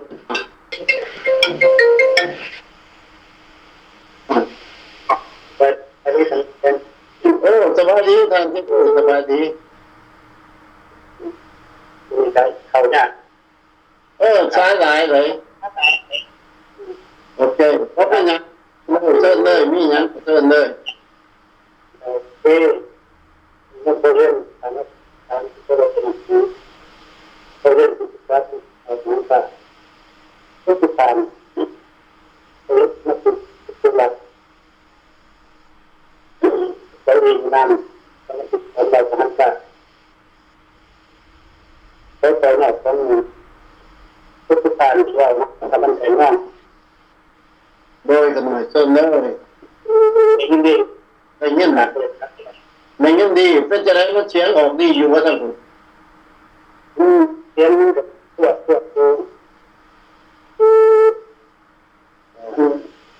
เด็กนะ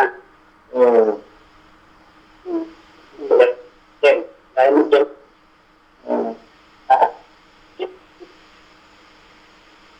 เป็นยังแจ้งดีผมเรียกผ่านไปแล้วเราปัญหา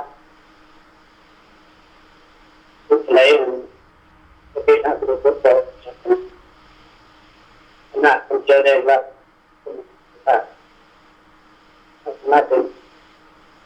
จะคิดกันคือแบบเขาจะพอเราอยู่แม่เลยงาน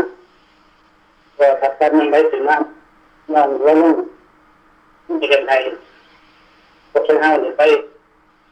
ถ้าเรียกว่าเราไปถ้าจะไปเราไอ้มันเร็วกับทำจัดเขาจะพอเราอยู่มันได้แต่มันเป็นทักหน้าทุกทักกันยุ่งเดียวสิ่งหน้าทุกตัวสหรัฐนี่ก็ทุกทักคนที่ได้นั่น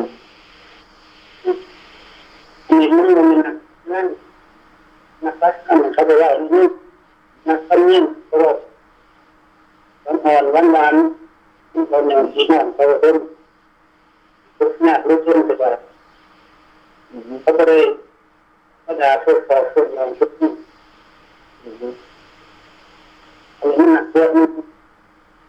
รักใครเขาก็พอได้แก้วสดแก้วเจียงหวานจะอยู่ไปแก้วบุรีน้ำแก้วบุรีน้ำจะรุ่มเดือดละจะอยู่เส้นไทยไปทักไทยจากทุกปอยไปเรียนมาตีนั่นแหละเด็กนั่งเด็กมาทุกปอยเราไปตัวเดียวตัวนี้มานี่หน้าติดธรรมดาตัวทุกนั้นเจ้าว่าให้เราจะทักกันได้แล้วนั่นแต่คือการนั้นเป็นว่าหน้าเลยก็พูดต่อพูดในมันคุณจะว่าเอาของก็ได้ยังนักด่าลิงเขาก็ติดต่อขึ้นเลยหมดนั้นเองนั่นนะตรงขึ้นมันลอยได้ก็ขึ้นครับมันคนมันขึ้นค่ะด่าพอด่าแม่อื่นให้เขาออกมาด่าพอด่าแม่ที่ได้แต่ไม่ทุกข์มาด่าอยู่ทั้งนั้นเลยนั่นนักการเมืองพิบ้าอันนี้เป็นนักการควรเป็นผู้ทุกข์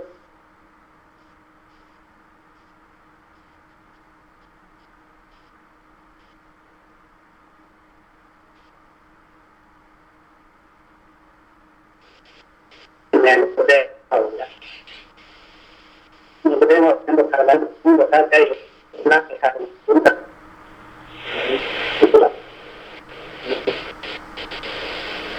นี่มาแล้วต่อไปนั้นก็ต้องบริการที่แจ้งคือเป็นสั้นต่างกันพอไม่ได้ห้ามที่แจ้งเมื่อตัวเป็นมันบอกมันละไอ้มันมีอะไรชี้แจงกันมันออกมาตามันจะแท้ถูกนะมันขัดดื้อไปนะมันดูบักแก้วหัวขอบดูบักหมดจอเพื่อนจอสั่นนี่ตามันบัดนั่นพวกชาวนาคนเราทับนั่นก็คือมันแบบที่น่าการล้ำเองเลยฮะอันนี้ไอ้ตัวการนั่งอันนั้นเอง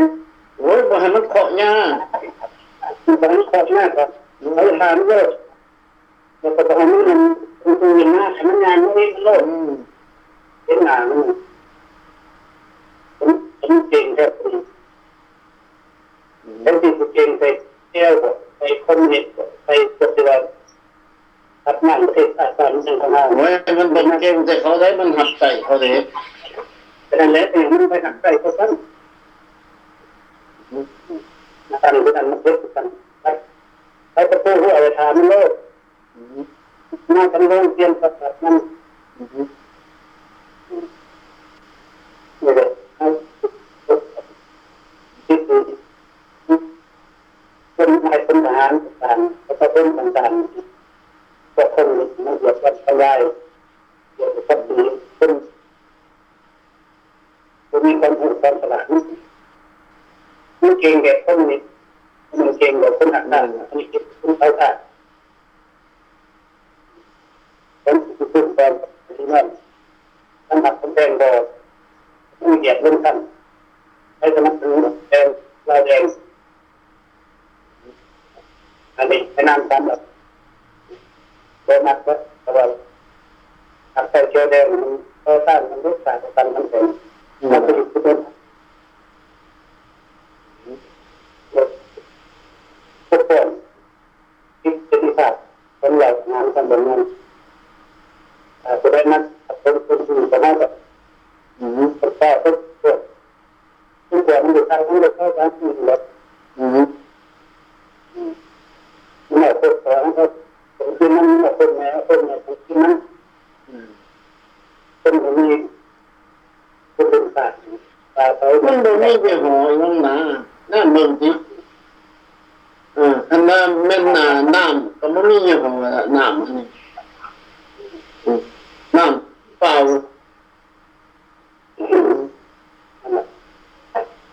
แบบต้นคนแดงแบบนี่แบบมันจะเป็นน้ำแดง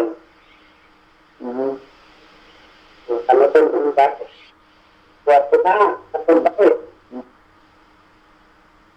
แบบดึงไปเป็นที่ตัวเองที่ตัวเองก็จัดแล้วก็จัดที่ทำมันเป็นโอ้ยเดาะอยู่หันแห่ปีใหม่อยู่หันบึ้นอยู่หันนั่นแหละปัญหาคือใครทำได้เท่าคือตัวเองเจ็บคือใครทำก็ต้องทำงานอยู่ร้านบ้านเป็นแค่ห่างคือใครได้นี่ปัญหาหลอกตัวต้นหัวหนึ่งนะเทียนตัดที่นี่วันแบบนั้นเป็นใช่ไหมนั่นดอก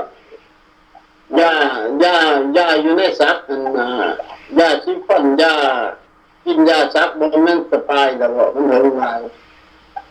ย่างอยู่ขนมให้มันออกหมู่บ่ต้องบอกอย่างนั้นสำหรับสิ่งที่เราจัดความเบาความตัวมันบ่ผิดกับพวกของมันสักหน่อยบ่ผิดกับพวกมันก็มาเจ็ดทิ่มใส่แกนทำก็ได้ยิ่งดีตัวหน้าแดงหน้าตำตัวเจ้าอีหลีผมว่าตัวเองสิไปหั่นเขียนไว้แน่เด้อมื้อนี้วันที่12ว่ามื้ออื่นนี่เพิ่นสิต้องเรือแล้วเพิ่นสิขึ้นรถช้าแล้วแต่หากินจำกินสิไปหาบักกินจงเงินหรือว่ามีหมามันหิวหมาปัดบุญมันหิวอาหารก็ไปได้สอบม้าก็ได้ในทุกสิ่งตัวไอ้สอบม้าแล้วขนาดได้เคยมันก็ยังยุ่งกับให้หมาปัดบุญไปเรียนหอมนะไอ้เป็นไปเริ่มเด็ก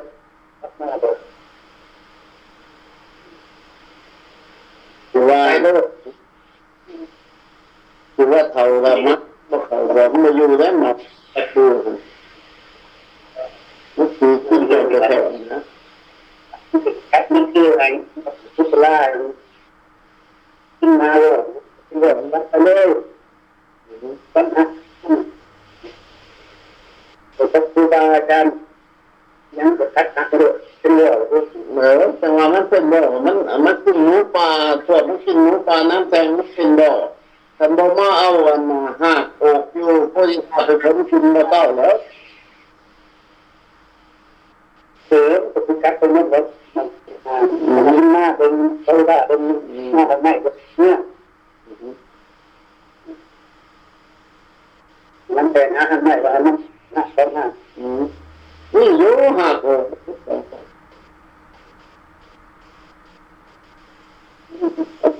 นนั้นที่ว่าหาที่แต่ตัวนะถ้าเป็นมันแดงมันเป็นคัดตัวเป็นคัดมันตาตัวบอดแต่ว่ามันจะการเรื่องเนี่ยตาบอดลุ่มบกองลุ่มไปลุ่มโผล่ไปนะบัดตัวเองพูดจับหูออกมาอยู่ในหน้าก็นิ่ง โคอยู่หันโอ้บ่มีความผิดน้ำแทงไปหันไปนี่ผิดบาตาที่งานตัวอาเบียเฮนดิกันออกมาอยู่ในหน้าจอบ่มีผิดมาแล้วนี่มันแก้วแท้ๆความเบาของมัน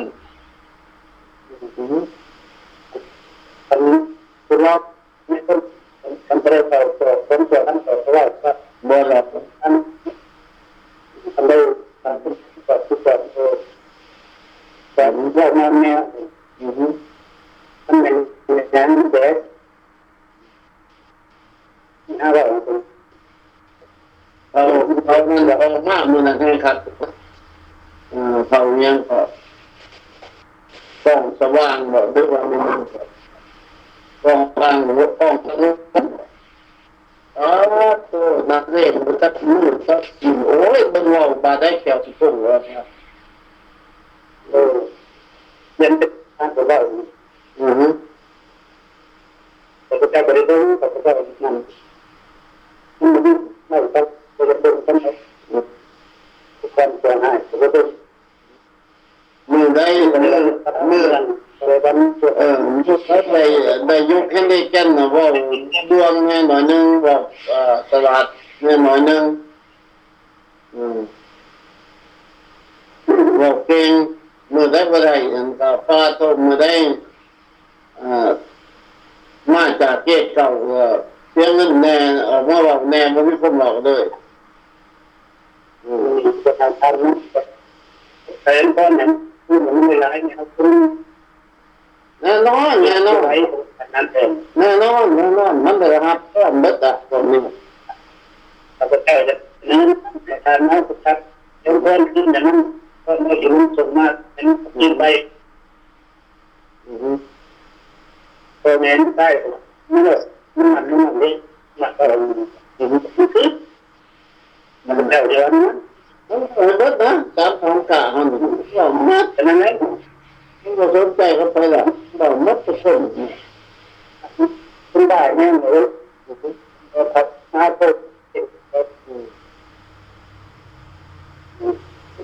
ดึงเนาะอยู่แคนาดาผมรู้ว่า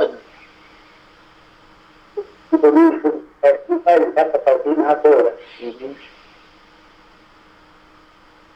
ไปหาตัดนั่นบอกเลยกับอะไรนั่นไปกัดปืนสัตว์ไปกัดปืนสัตว์เมื่อเขาตำแจวเพชรแค่นี้เนาะเราก็ไปทำเองเราก็รับตรงนี้ในทางด้านต้นโดยมันได้สุดนักดาที่มันนักดาด้วยมันก็รถไฟเป็นแบบเราให้มันนั่นครับมันไปที่นักดาเนี่ยที่ก็ได้ตัวนี้อันนี้ถึงก็ต้องเองนะแต่แท้มันคือหลายนักนั่นเองอันเดียวรับมันก็ชื่อเลย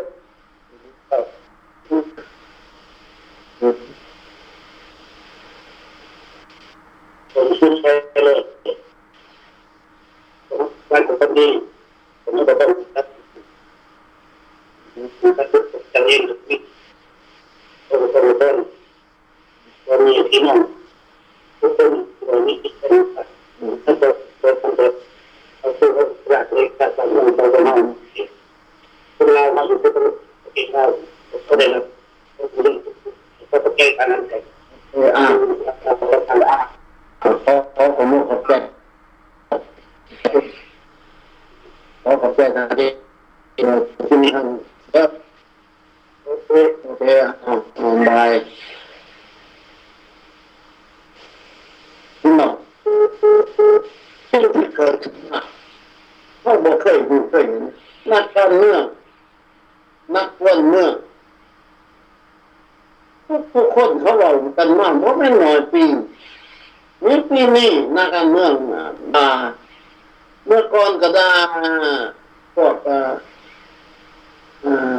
นั่งบริเบิดตาขุดพบด่าบักเม่งคือกันก็ด่าปุ๊บขุดแม่ด่าบักพัดคนด่าบักคงทองด่าปุ๊บดูก่อนเป็นหมดมันเรื่องนี้ยังเดือนนี้กินมด เป็นข่อยมันเกี่ยวมาเป็นขามันเอาจกปุ๊บเหงื่อกระท่าหูดังเลยเพราะกันหอมอยู่หันแต่ว่ามันบอกเมื่อก่อนก็ว่าเสียวก็เป็นอย่างช่วงนี้เห็นบ่โอ้ยบ่ถิ่มบ่ฟังกันเดี๋ยวนี้พุทธทหารได้แล้วโอ้ยก็คิดเห็นเลยก็บอกว่าเสียบ่ถิ่มบ่ฟังกันซึ่งน้ำแทงเองเนี่ยพวกประธานเนี่ยอยู่นี่ทำไมหมดก่อนเจ้าเคยจะเป็นมูเป็นเสียบอกโอ้ยบางอนุเขาจะได้รู้จักไงมันจะเกลือเราอ่ะมันมาตั้งผู้ขานเป็นต้องทัพแห่งชาติพลังจักว่าเป็นประธานชุดเป็นคนเป็นหัวหน้าชุดเรื่องสามดาวทหารการนี่นายพลนั่นนี่โอ้ยมันมาว่าตัวเอาซื่ออยู่คนละมุมโลกคนนึงอยู่เซ่หุ่นคนนึงอยู่ตะวันออกเฉียงเหนือมันจะไปหูจักกันยังไงล่ะอันนั้นน่ะมันบอกตัวตาเห็นน้ำท่านแล้วบอกสุนทราฟ้าสะอื้นบอกพุทธรา